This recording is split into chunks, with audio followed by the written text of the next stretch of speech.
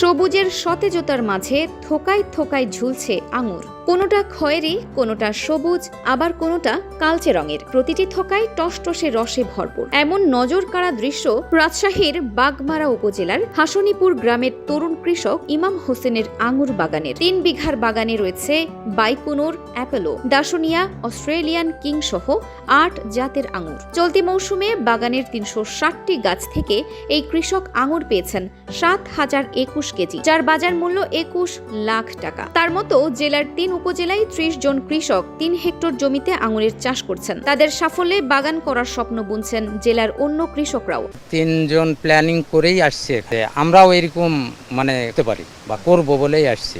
আমাদের মাটিতে হবে কি হবে না আমরা হয়তো পরীক্ষামূলক 2-3টা চারা নিয়ে যাবো, যা দেখা যাচ্ছে পরীক্ষা করে যদি হয় আমরা করার চিন্তা ভাবনা করছি।